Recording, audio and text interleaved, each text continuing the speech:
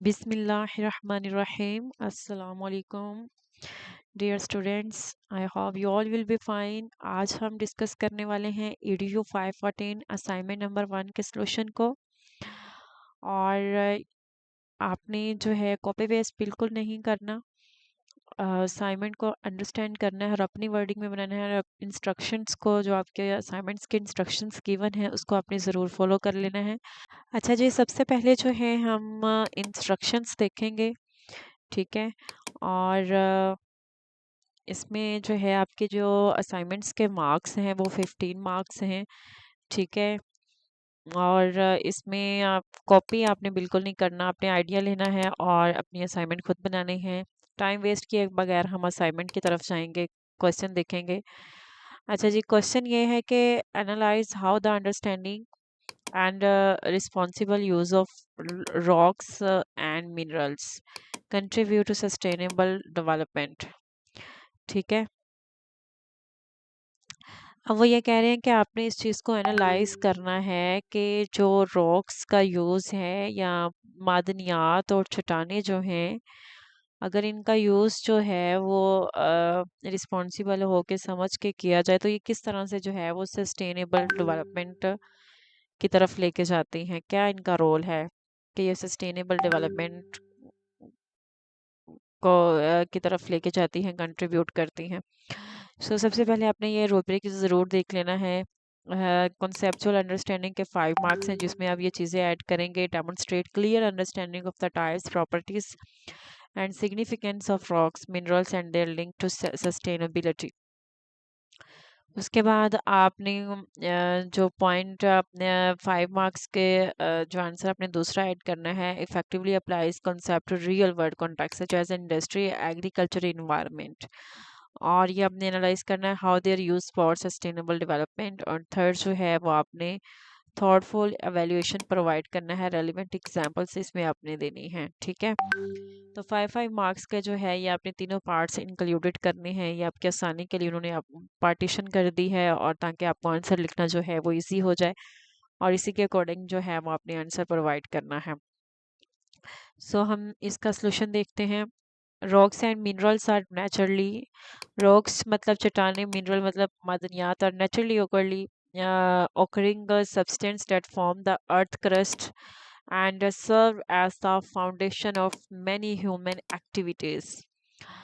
सो जो चट्टानें हैं और मादनियात हैं वो कुदरती तौर पर पाए जाने वाले वो मादे हैं जो ज़मीन की अर्थ क्रस्ट बनाते हैं।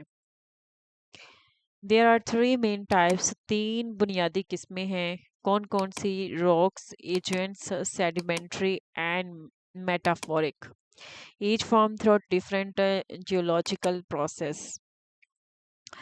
और इंसानी ज़िंदगी की कई सारे चट्टानों की जो है वो 3 बुनियादी किस्में हैं। पहली जो है वो है एजुनियस रॉक, मतलब के आतिश फशानी चट्टानें। फशानी चट्टानें जो हैं वो कौन सी होती हैं, ठीक है। तो जो लावे या मैग्मा के ठंडे होने से बनती हैं, ठीक है, ये होती हैं आतिश फशानी चट्टानें। सेडिमेंट्री रॉक्स हैं। सेडिमेंट्री रॉक से मुराद ये है कि जो मट्टी, रेत या दीगर मादों के जमा होने से बनती हैं, ठीक है। सेडिमेंट्री रॉक से क्या मुराद है कि ऐसी चट्टानें जो मट्टी, रेत या दीगर मादों के जमा होने से बनती हैं। जैसे आप इसकी मिसाल ले सकते हैं लाइमस्टोन, चूने का पत्थर। इसी तरह से जो है वो एक और भी है, मेटाफोरिक रॉक्स। मेटाफोरिक रॉक से मुराद ऐसी चट्टानें हैं जो हरारत और दबाव के असर से अपनी असल हालत बदलती रहती हैं, जैसे मार्बल, ठीक है। तो इसी तरह से वो कह रहे हैं मिनरल सच एज आयरन है, कॉपर है, quartz and limestone have unique properties like hardness, colour and conductivity that determine there uses. तो इसी तरह से जो मादनियात हैं, मादनियात में जैसे आ जाता है आयरन, मतलब लोहा आ जाता है, कॉपर आ जाता है, क्वार्ट्स और लाइमस्टोन महसूस कीमियाई खसूसियात रखते हैं, जैसे सख्ती उनकी, रंग और बिजली गुजरने की सलाहियत। Their significance lies in the role in construction, manufacturing, energy production, and agriculture.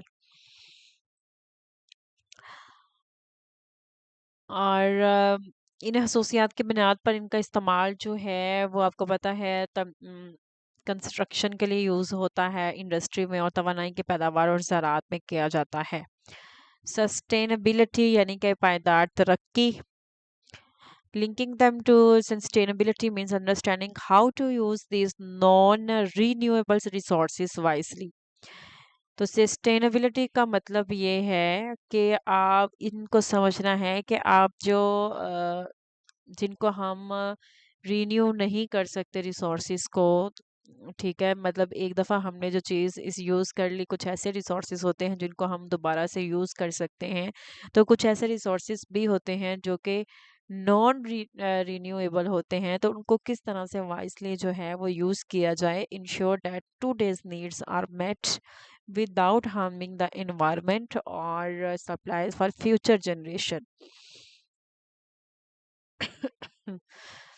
तो के तनाजुर में और इनका दानिशमंदाना इस्तेमाल जो है वो मौजूदा ज़रूरतों को पूरा करते हुए मुस्तकबिल के लिए उनकी दस्तयाबी को यकीनी बनाना है और माहौल को नुकसान से बचाना है।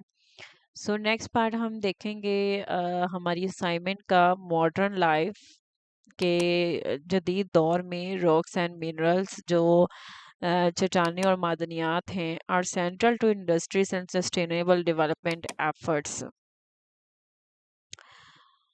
कि आज के दौर में जो जो चट्टानें और मादनियात हैं सनत ज़राअत और माहौलियात के पायदार निज़ाम के लिए बुनियादी अहमियत रखती हैं। ठीक है, जैसे मिसाल के तौर पर लाइमस्टोन, चूने का पत्थर and granule are used in eco friendly construction while phosphate minerals improve soil filtering in sustainable agriculture।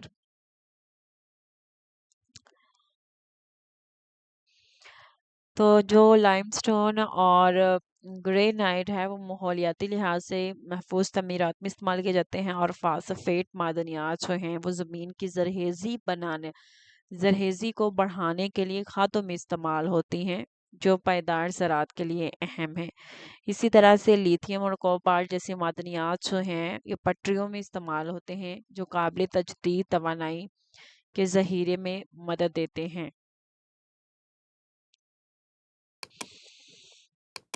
अच्छा जी, नेक्स्ट जो है वो है meaning industries are adopting sustainable to practice such as recycling material, minimizing waste and restoring minelands to preserve ecosystem. These practices illustrate how the responsible use of rocks and mineral contribute economic growth while protecting natural environment.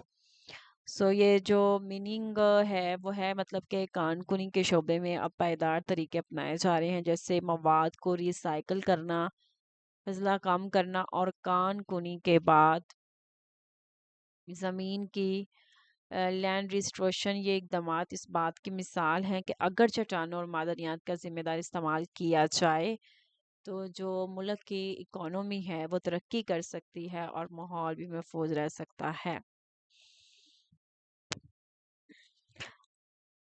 तो अब आपने जो है उसमें analyse भी करना है, ठीक है। Responsible use of rocks and minerals is crucial to maintaining ecological balance. Over mining can lead to deforestation, water pollution and soil, ठीक है। तो ये था आपका क्रिटिकल एनालिसिस कि जिसमें आपने ये बताना था कि चट्टानों और मादनियात का जो जिम्मेदाराना इस्तेमाल माहौल के तवाज़ुन को बरकरार रखने और तवील मुद्दत इंसानी तरक्की के लिए नहायत ज़रूरी है, ठीक है। तो ये हमारा